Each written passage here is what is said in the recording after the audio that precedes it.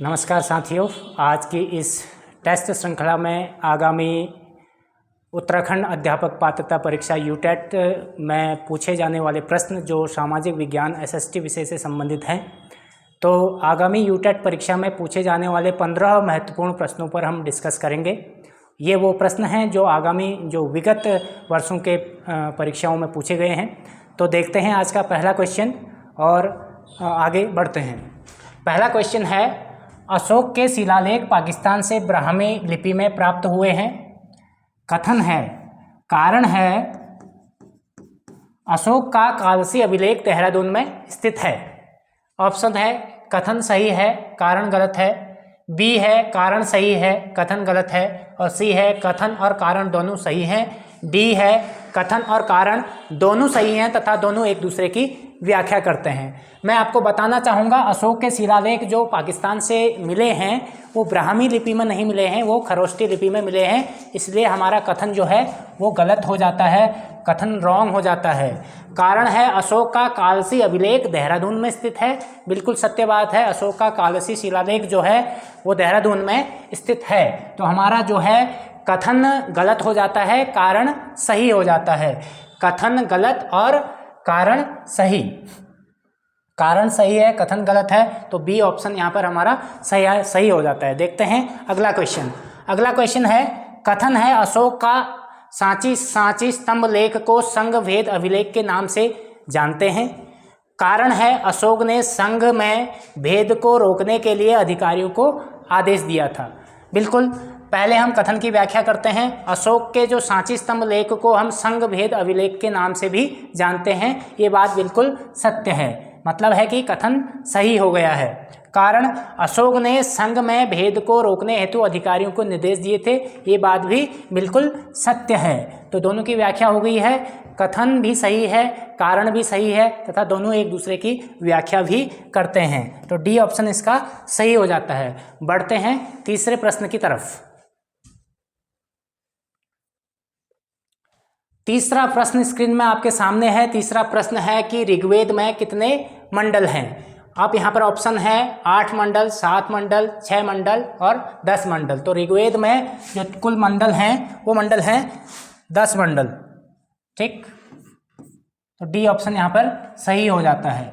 अगला है, ऋग्वेद की रचना किस क्षेत्र में हुई थी। हमारा चौथा क्वेश्चन है कि ऋग्वेद की रचना किस क्षेत्र में हुई थी। तो ऋग्वेद की जो रचना हुई थी, ऑप्शन है हिमालय क्षेत्र में, बी है मध्य हिमालय क्षेत्र में, सी है सप्त सिंधु क्षेत्र में और डी है पंजाब क्षेत्र में। तो जो ऋग्वेद की रचना हुई थी वो सप्त सिंधु क्षेत्र में हुई थी। अगला पांचवा क्वेश्चन है हमारा, गांधर्व वेद के रचयिता कौन थे। तो 4 ऑप्शन है, विश्वकर्मा थे, पतंजलि थे, वेदव्यास थे या भरत मुनि थे। तो गांधर्व वेद के जो रचयिता थे वो भरत मुनि थे। गांधर्व वेद सामवेद का ही उपवेद माना जाता है। बढ़ते हैं अगले क्वेश्चन की तरफ। छठा क्वेश्चन है, किस वेद में राजा और राजा के चुनाव के बारे में उल्लेख किया गया है। क्वेश्चन है, किस वेद में राजा और राजा के चुनाव के बारे में उल्लेख किया गया है। तो ऑप्शन है सामवेद, ऋग्वेद, अथर्ववेद और गंधर्ववेद। तो राजा और राजा के चुनाव के बारे में जो उल्लेख किया गया है वह अथर्ववेद में उल्लेख किया गया है। और अथर्ववेद का जो उपवेद है शिल्पवेद है और शिल्पवेद के जो रचयिता हुए हैं वो विश्वकर्मा हुए हैं। अगला क्वेश्चन है, तांबे धातु का उल्लेख किस वेद में है।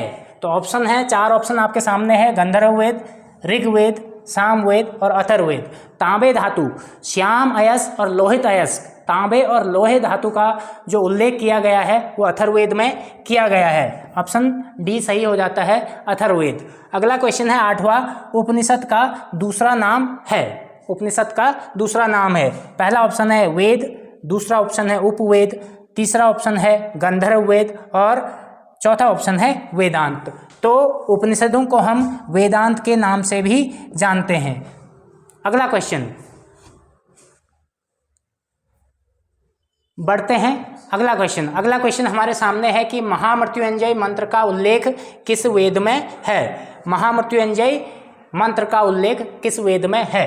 पहला ऑप्शन है ऋग्वेद, दूसरा ऑप्शन है सामवेद, तीसरा ऑप्शन है अथर्ववेद और चौथा ऑप्शन है गंधर्व वेद। तो महामृत्युंजय मंत्र का उल्लेख ऋग्वेद में किया गया है। बढ़ते हैं अगले क्वेश्चन की तरफ। अगला क्वेश्चन है, ऋग्वेद के किन मंडलों को वंश मंडल के नाम से जानते हैं? 4 ऑप्शन आपके सामने है, पहले से 5वें, पहले से 8वें, दूसरे से 7वें और पहले से 10वें। तो सही उत्तर हो जाता है द्वितीय से सप्तम मंडल। ऋग्वेद के द्वितीय से सप्तम मंडल को वंश मंडल के नाम से भी जाना जाता है। बढ़ते हैं अगले क्वेश्चन की तरफ। 11वां क्वेश्चन है आज का, निम्न में से किस नदी को ऋग्वेद में नदी तमा कहा जाता था? तो नदी तमा किस नदी को ऋग्वेद में कहा जाता था? 4 ऑप्शन आपके सामने है, ब्रह्मपुत्र नदी, गंगोत्री नदी, सरस्वती नदी और कावेरी नदी। तो राइट आंसर हो जाता है सरस्वती नदी को ऋग्वेद में नदी तमा के नाम से जाना जाता है। अगला क्वेश्चन है, 12वां क्वेश्चन है, गद्य और पद्य में कौन सा वेद है? निम्न में गद्य और पद्य में कौन सा वेद है? ऋग्वेद है, सामवेद है, अथर्ववेद है या यजुर्वेद है? तो हमारा आंसर हो जाता है यजुर्वेद, जो कृष्ण यजुर्वेद और शुक्ल यजुर्वेद के नाम से गद्य और पद्य 2 वेद हैं। बढ़ते हैं अगले क्वेश्चन की तरफ।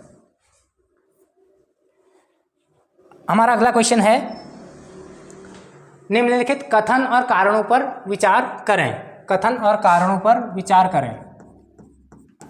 पहला है कथन, स्मृति ग्रंथ में राजकीय नियम बताए गए हैं। कारण है, सबसे प्राचीन स्मृति मनुस्मृति मानी जाती है। आइए इसकी व्याख्या करते हैं। स्मृति ग्रंथ में राजकीय नियम जो है नहीं बताए गए हैं, स्मृति ग्रंथों में सामाजिक नियम बताए गए हैं।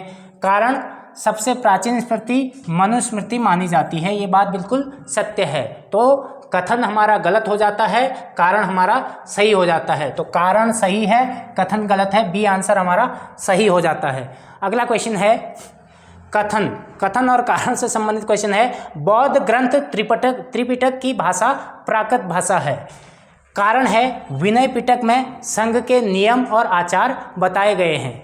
तो देखते हैं कथन को, बौद्ध ग्रंथ जो त्रिपिटक हैं, विनय पिटक, धम्म पिटक और अभिधम्म पिटक, ठीक है, ये हैं, इनकी भाषा जो है प्राकृत भाषा नहीं बल्कि पाली भाषा में है। ठीक है, बौद्ध ग्रंथ के ये तीनों त्रिपिटक हैं, ये पाली भाषा में है, इसलिए जो हमारा कथन है ये गलत हो जाता है। कारण है, विनय पिटक में संघ के नियम और आचार बताए गए हैं, बिल्कुल सही बात है। तो हमारा कथन गलत, कारण सही हो जाता है। कारण सही है, कथन गलत है।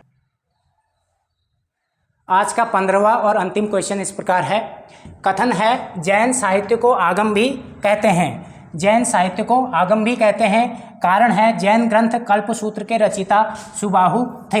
आइए इसकी व्याख्या करते हैं। जैन साहित्य को आगम भी कहते हैं, यह बात बिल्कुल सत्य है। कारण है, जैन ग्रंथ कल्पसूत्र के रचयिता सुबाहु नहीं थे, ये थे भद्रबाहु। कल्पसूत्र के जो रचयिता थे भद्रबाहु। इस प्रकार जो है कथन सही हो जाता है और कारण जो होता है गलत हो जाता है। कथन सही है, कारण गलत है।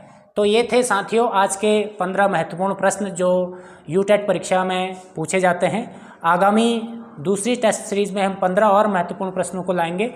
तब तक के लिए आप सभी का धन्यवाद।